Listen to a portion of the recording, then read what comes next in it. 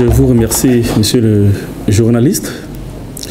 Effectivement, comme vous avez vécu hier avec nous, la cérémonie de la pose de la première pierre en ce qui concerne donc la clôture de l'aéroport. Mais peu avant cela, beaucoup d'activités ont été menées au cours de l'année qui vient de s'achever. Pour ce qui concerne notamment la Société de développement des infrastructures aéroportuaires de Centrafrique, en abrégé SODIAC, que j'ai donc l'insigne honneur de diriger. Pendant cette première année, nous avions pu donc acquérir les équipements de manutention au départ et à l'arrivée à l'aéroport international de Bangui Poko. Je m'explique. Quand vous voulez effectuer un déplacement à l'étranger, vous faites les formalités de départ. Et quand vous y arrivez, vous voyez, les équipements qui sont utilisés maintenant sont tellement vétustes. Et nous avions donc pris la précaution d'en acquérir.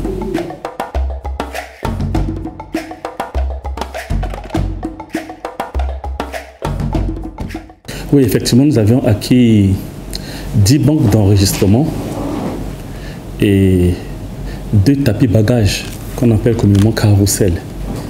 Voilà ce que nous avions acquis pour l'instant. Mais compte tenu du fait que nous n'avions pas un bâtiment adapté, jusqu'ici ces équipements ne sont pas encore utilisés. Mais nous pensons que dans un proche avenir, parce que nous sommes en train de mettre en place la procédure de la construction d'une nouvelle aérogare qui va donc abriter ces différents équipements que nous avions acquis à un prix quand même un peu élevé.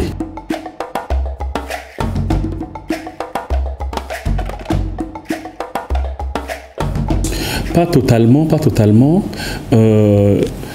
À l'époque, il était question donc, parce que le délai de construction ou de fabrication de ces équipements était tellement long, ce délai était tellement long qu'il fallait acquérir, et c'était en France.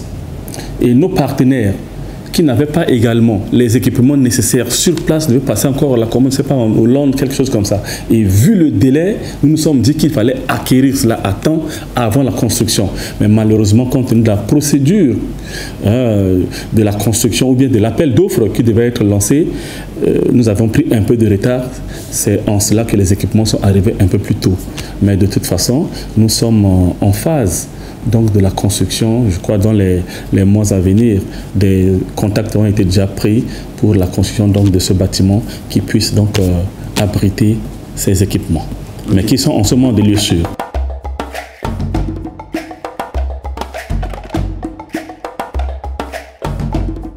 Effectivement, monsieur le journaliste, c'est une très belle question. Comme je vous disais tantôt, quand vous voulez effectuer un déplacement à l'étranger, dès que vous y arrivez, maintenant vous voyez actuellement 5 banques d'enregistrement. Pour combien de nombre de passagers, je ne sais. Alors, vous voyez, ça fait saturation. Et avec les équipements que nous avions acquis, je crois 10, je pense que ça pourrait répondre donc aux exigences de nos partenaires traditionnels que sont les passagers. De l'autre côté, quand vous arrivez, vous voyez, en ce moment, il n'y a qu'un seul tapis bagage. Et nous avons des périodes de pointe. Prenons le mardi, où il y a au moins 3 vols. Il y a la compagnie Air France qui atterrit, il y a la TAG, il y a également Kenya Airways. Pour ces 3 vols, nous n'avions qu'un seul tapis bagage.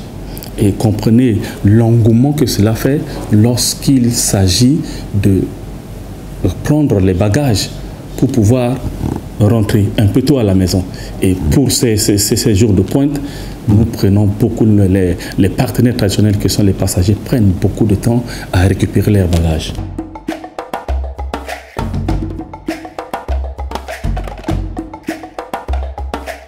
Effectivement, monsieur le journaliste, la nécessité est telle que vous, dans un avenir, non, dans un passé récent, quand il y a eu des événements militaro-politiques que notre pays a connus, la population prend d'assaut l'enceinte aéroportuaire. Cela pose problème. C'est un domaine excessivement sensible.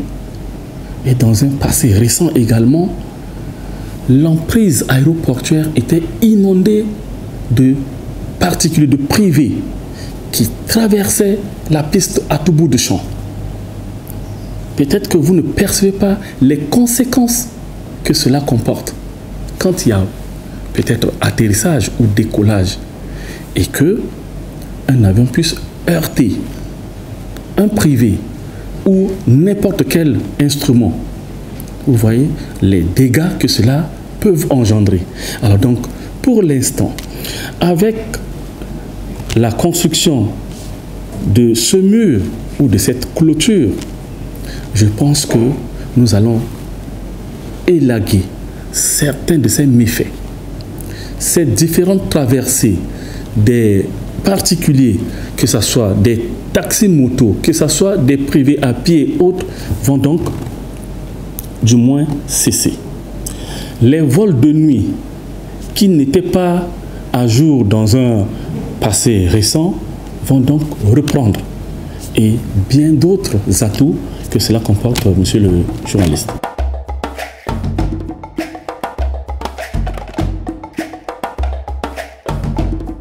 Pour l'instant, nous sommes focalisés sur la clôture.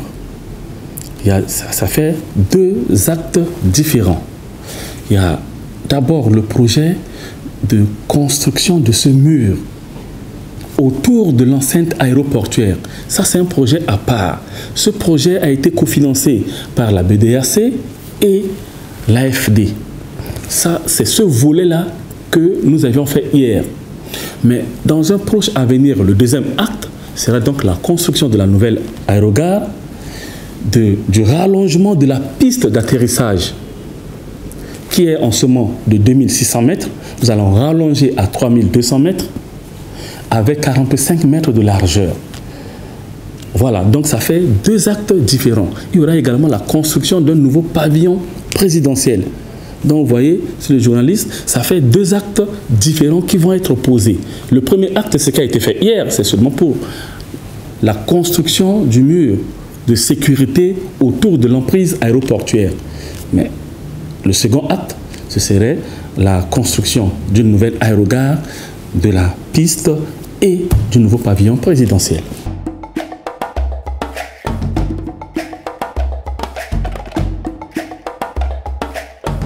Effectivement, ça ce n'est que la conséquence logique. Et effectivement, certains avions ne peuvent pas atterrir parce que la capacité de notre piste actuelle ne peut pas supporter les gros porteurs comme les A380, même les A340. Vous voyez, Air France ne vient qu'avec 777. Donc effectivement, avec la réhabilitation ou la construction de cette piste qui sera rallongée de 3200 mètres, parce que pour que ces gros porteurs puissent atterrir, il faut une certaine dimension.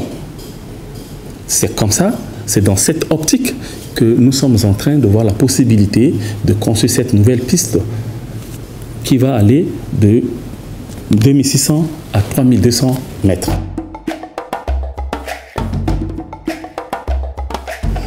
Bon, c'est pour vous remercier, monsieur le journaliste, pour l'effort que vous ne cessez de déployer pour vendre les produits que nous sommes en train de mettre sur la place publique.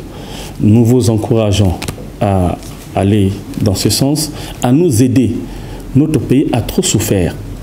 Notre pays a trop souffert pendant ces derniers temps et nous comptons sur vous, les journalistes, pour promouvoir tous les actes qui ont été posés depuis l'accession à la magistrature suprême du président de la République, le professeur Faustin Archange Touadéra, qui ne ménage aucun effort pour que la République centrafricaine puisse aller de l'avant. Voilà le dernier mot que je pourrais donc lancer à votre endroit. Je vous remercie.